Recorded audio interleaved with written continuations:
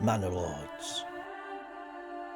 The city builder set in the Middle Ages. A dark time filled with death. A good lord would look after their people, house them, clothe them, feed them. However, I am not a good lord. I am a terrible lord. So what exactly does happen when you play Manor Lords and do absolutely nothing?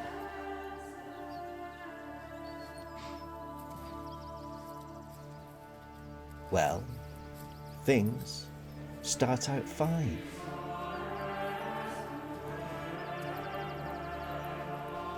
My people have shelter and food. An ox called nope, can't pronounce that. And a bloke called Kuntz. Let's call him Kuntz.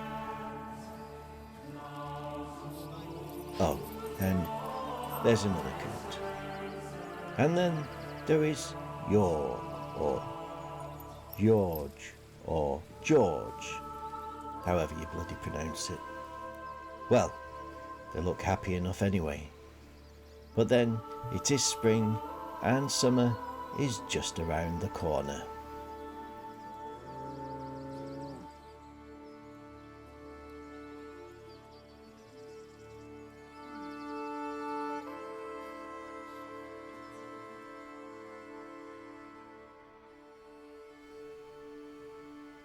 Out of nowhere, some rough-looking bloke sent me a letter.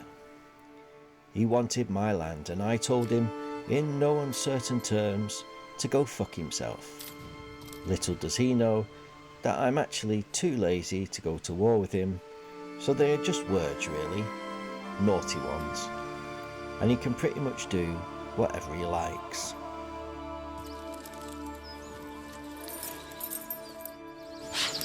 Summer's coming soon, and soon the beating sun. My people were expecting a long, hot summer. Little did they know that they hadn't just been plonked down in the Algarve, and they were quite royally fucked.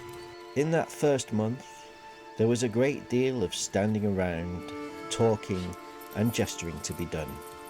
And blimey, did they do it well. There also must have been a little bit of English in them, as they were quite fond of forming queues, for no apparent reason. Katerina and Kuntz appeared to be trying to arrange a foursome, but in the end, I think they had to settle for 3.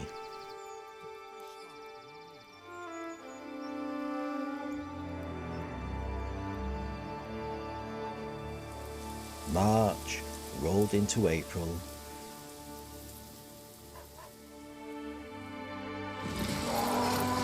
Stay with his drink. George seemed a little bit upset, but I think he got his anatomy wrong, as he appeared to be referring to Kuntz. And although the rations were dwindling, not one person thought it might be useful to go and catch some rabbits or forage for some berries. The campfire being the place to be, and gossip being the preferred activity of the day. All too soon though, things started to turn nasty. First, disease. Someone was sniffling and sneezing and coughing and spluttering, and the worst part was they were not covering their nose or mouth. And then the rains hit. April, known for its showers, decided that this year it was going to share torrents of the wet stuff. You know, just for kicks.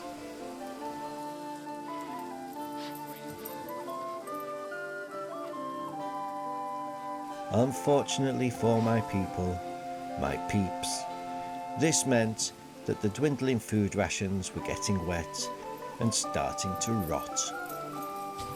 I mean, there are 3 tents there. 3 tents. and not one of the fools thought it might be a good idea to put the food inside and out of the rain. To be fair, I have no idea why I'm surprised that they didn't put themselves in the tents when it was pissing it down either. I wonder what year brain cells get invented. May came quite quickly, and although my peeps were excited for the upcoming summer, they were now getting in dire need of fresh supplies. Unfortunately for my people, they much preferred standing around gossiping rather than doing a little bit of work getting food.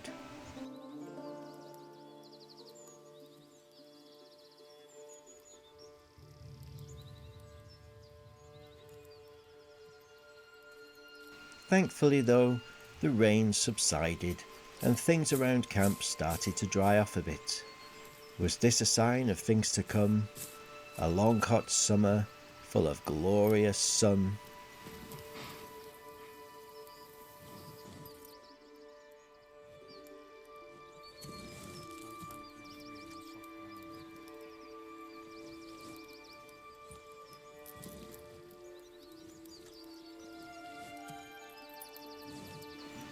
It was at this point I started to notice that every once in a while some of my people would sneak off behind the tents for a bit of gossip about the ones that were sat around the fire. I think they were mainly talking about Katerina's snoring. It was very loud.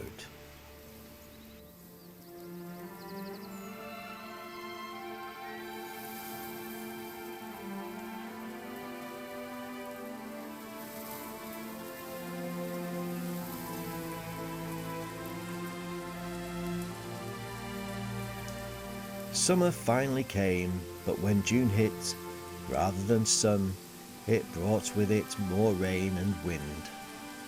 Not the George duck impression kind of wind, the blowy one that comes from the sky. Even though they had experienced their supplies getting wet in the previous month, they still hadn't worked out that they could take it inside. So pretty much, they were fucked. Unsurprisingly, the local bandits, who had been stalking the camp for the last couple of months, decided that if my peeps were going to let their food rot in the rain, then they would nick it and save it by putting it in their own tents instead. I'm not sure my people even noticed it was gone. By mid-June, the food was now non-existent, and people blamed George. After all, he was the only one still farting. But this led to some people starting to feel hungry.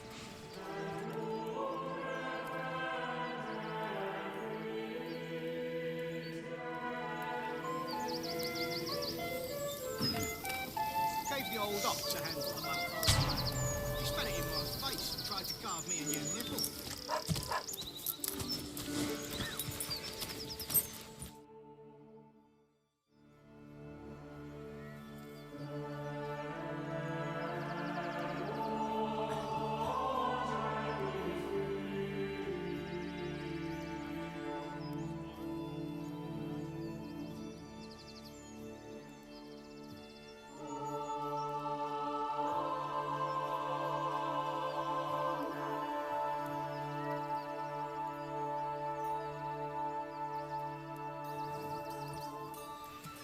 When July came, life seemed to continue as normal.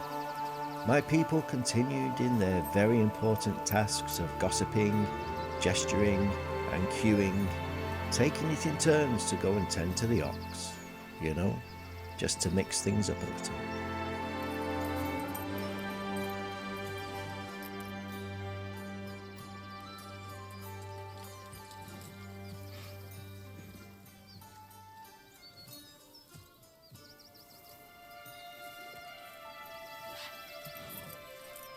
It was at this point that I started to notice a difference in my people's behaviour. Rather than marching around back and forth looking quite purposeful, now they were starting to crouch, their backs bent and stomachs held, as if they were in pain or hungry. They even walked right up to me, posed around a bit in this position, then trotted off, as if to say, "Look at me, I'm hungry."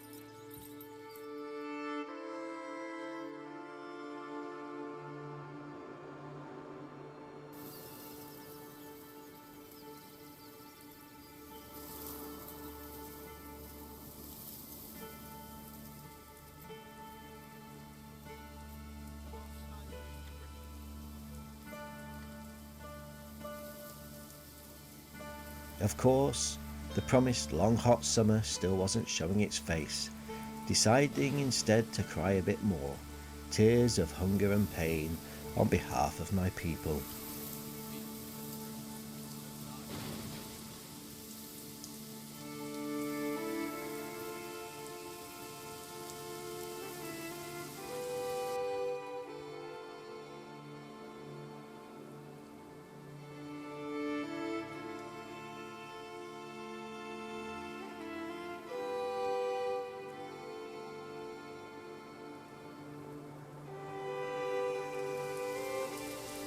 Before the month was up, this gripping of the stomach pose became too much for one family, and they disappeared in search of a local Mackie D's drive-through. It was then that I realised I'd been lied to. No, the family hadn't gone off to find a McDonald's, rather they had died, as in dead died, but no one seemed to notice. Unless, of course, they thought Hans was just playing silly buggers and pretending to be a statue. You all know what that means.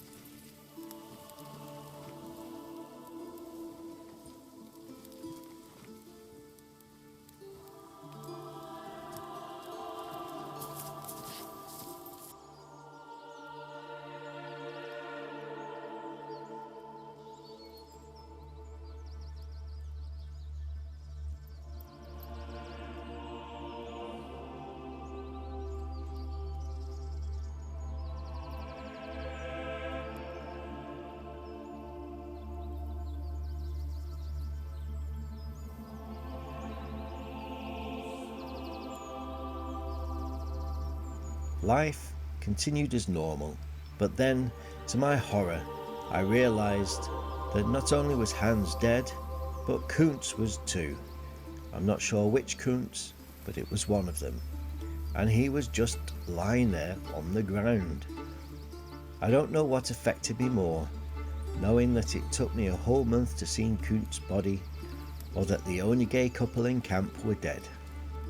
Could it have been something a little more sinister? Was murder at play?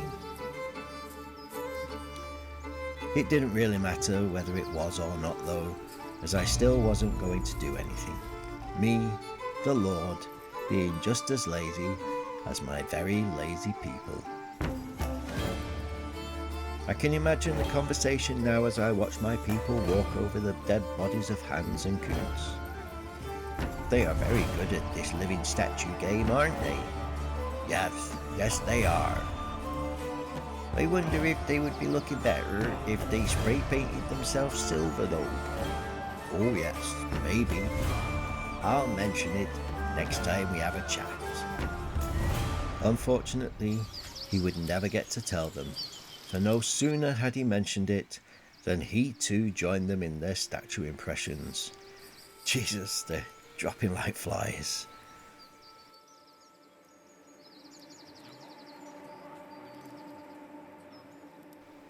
Just 6 months earlier, I had 10 people. Now, though, I was down to 7, and I had a funny feeling things were going to get much, much worse, and sooner rather than later.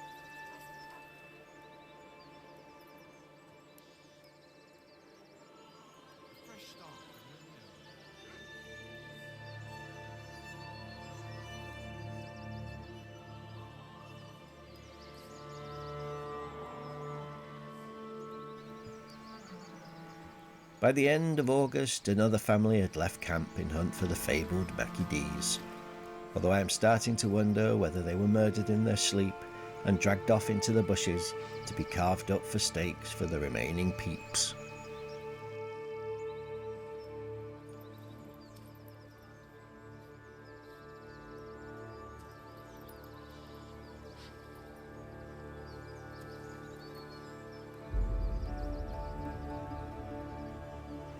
What I do know is that the statues that were littering the camp were disappearing, and I had a suspicion that they were being dragged off into the bushes by ravenous squirrels.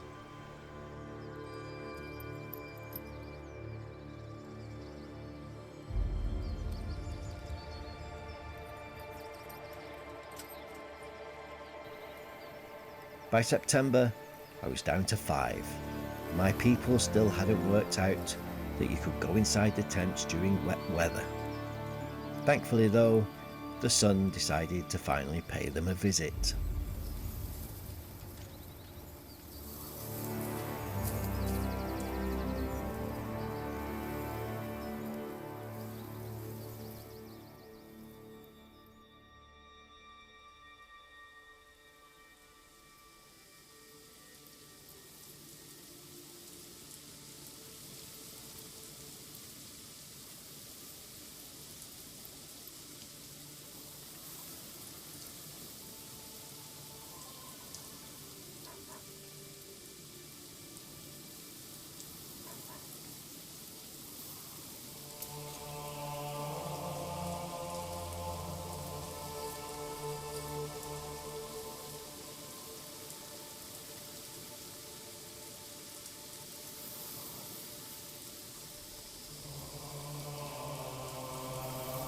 During the night, one of the ladies did actually realise that you could go inside the tent, but unfortunately, she never came out again.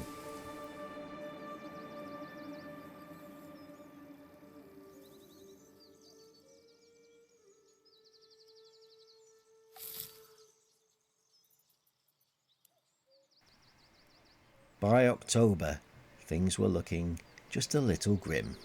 Well, in truth, things had been looking grim in March too, but, well, you know.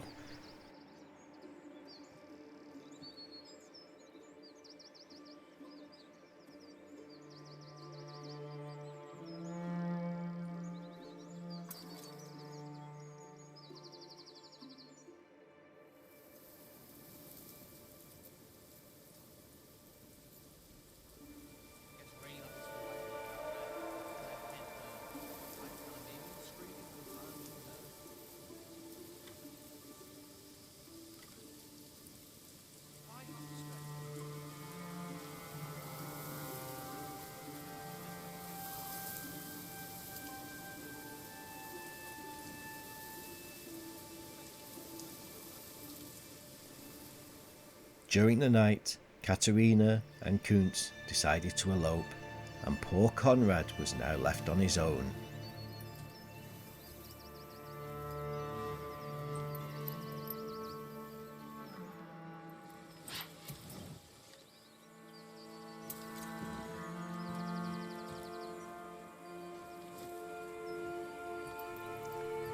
Thankfully though, he still had the ox to keep him company, as Conrad was a bit of a conversationalist.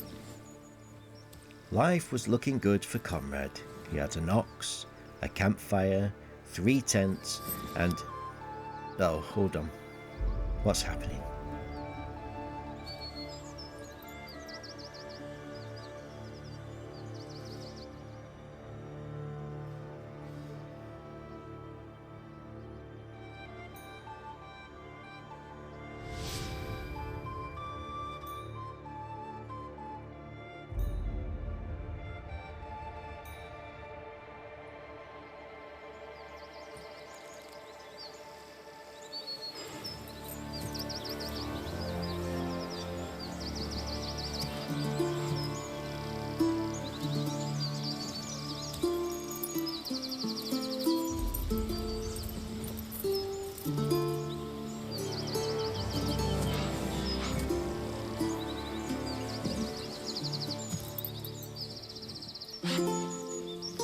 Damn it, Conrad, he didn't even make it to winter.